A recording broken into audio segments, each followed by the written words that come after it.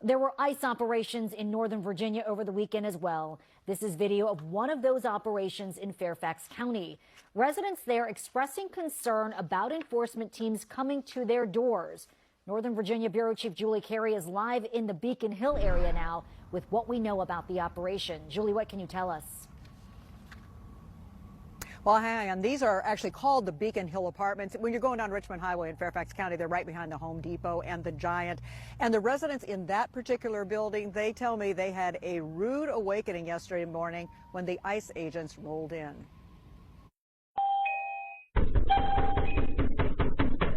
That's how Sunday morning started for the residents in this three-story building. One resident says he was awakened around 6:15.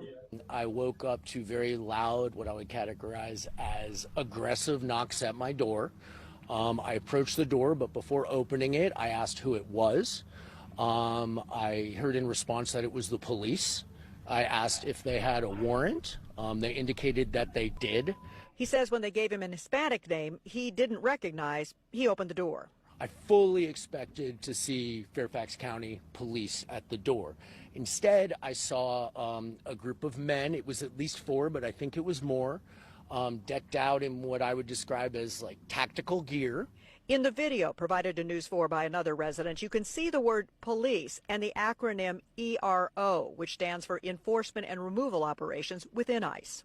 I told them that they should be ashamed of themselves, that they were breaking up families, and that, what my government was doing was embarrassing, and they're embarrassing our country. Early morning door knocks more traumatic for another neighbor who spoke to our Telemundo 44 partner and asked we conceal her identity.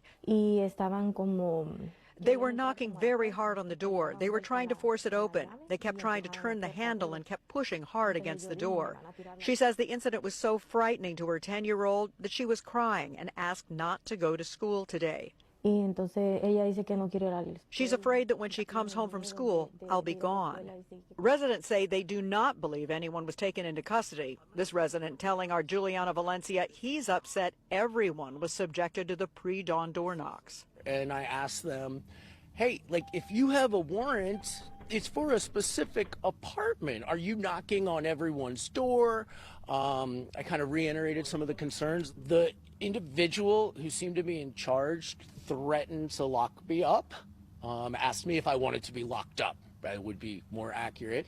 Across the country on Sunday, ICE officers arrested 956 people. That compared to about 300 a day back in September.